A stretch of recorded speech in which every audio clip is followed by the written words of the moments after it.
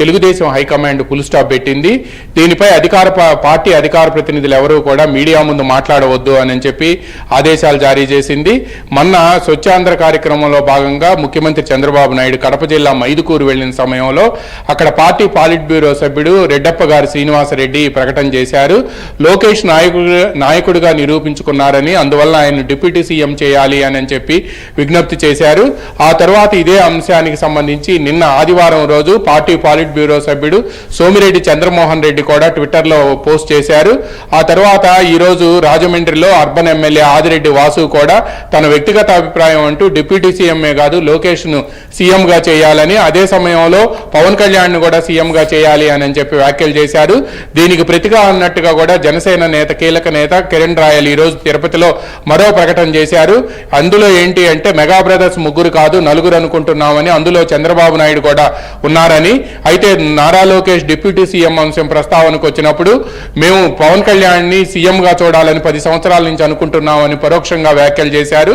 ఈ నేపథ్యంలోనే ఇదే అంశాన్ని వైసీపీ సోషల్ మీడియా సాగ్గా తీసుకొని కూటమిలో ఉండే పక్షాల మధ్య అభిప్రాయ భేదాలు వచ్చాయని చెప్పి సోషల్ మీడియాలో విస్తృత ప్రచారం చేయటం ప్రారంభించింది.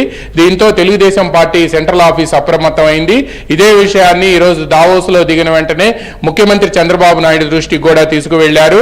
ఇట్లా సోషల్ మీడియాలో వైసీపీ సోషల్ మీడియా విస్తృతంగా కూటమిలో ఉన్న పక్షాల మధ్య అభిప్రాయ భేదాలు వచ్చాయని చెప్పి ప్రచారం చేస్తుందనే అంశాన్ని కూడా ఆయన దృష్టికి తీసుకువెళ్లినట్టు తెలిసింది. దీంతో వెంటనే ఇటువంటి ప్రచారాలను ఆపివేయాలి అని చెప్పి ఎవరూ మాట్లాడవద్దు అని కూడా పార్టీ సెంట్రల్ ఆఫీస్ నుంచి రాష్ట్ర అధికార ప్రతినిధులందరికీ కూడా సమాచారం వెళ్ళింది. మీడియా ముందు అనవసరమైన విషయాలు మాట్లాడి అనవసరమైన వివాదాలను సృష్టించవద్దు అని కూడా ఆదేశాలు జారీ చేశారు.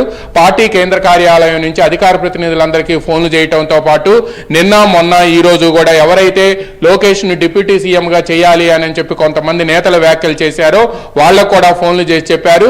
దీంతో పాటు ఏదైనా సరే కూటమిలో ఉండే 3 పక్షాలు తెలుగుదేశం, జనసేన అండ్ బీజేపీ నేతలు పార్టీల అధినేతలు కూర్చొని మాట్లాడుకుంటారని, పార్టీకి సంబంధించిన సంస్థాగత విషయాలు కానీ కూటమికి సంబంధించిన సమిష్టి నిర్ణయం కానీ ఆ అధినేతలు మాత్రమే తీసుకుంటారని, ఇంకెవరూ కాదు అని కూడా స్పష్టంగా చెప్పారు.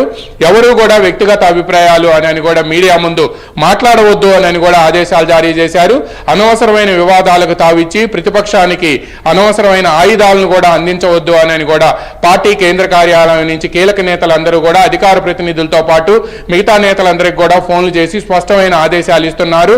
అనవసరమైన ప్రచారాలు చేసి ప్రజల్లో పలచన కావద్దని, ఒకవైపు కేంద్రం నుంచి సహకారం తీసుకుంటూ రాష్ట్రంలో ఇంకా ఎప్పటికీ కూడా పరిష్కారం కావనుకున్న పనులను కూడా ముందుకు తీసుకువెళ్తున్న సమయంలో కూటమికి ప్రజల్లో ఒక రకమైన పాజిటివ్ ట్రెండ్ ఉన్న నేపథ్యంలో ఇటువంటి ప్రచారాలు చేయటం పార్టీకి కానీ లేకపోతే కూటమికి కానీ లేకపోతే నేతలకు కానీ ఎంత మాత్రం శ్రేయస్కరం కాదు అని కూడా స్పష్టమైన ఆదేశాలు పార్టీ అధికార ప్రతినిధులకి ఈరోజు మధ్యాహ్నం నుంచి ఇస్తున్నారు. ఈరోజు సాయంత్రం లోపు ఇటువంటి ప్రచారాన్ని ఎవరు కూడా చేయవద్దు అని చెప్పి కూడా పార్టీ నేతలందరికీ కూడా ఆదేశాలు వెళ్తున్నాయి. Yamini. Right, thank you Ramarao.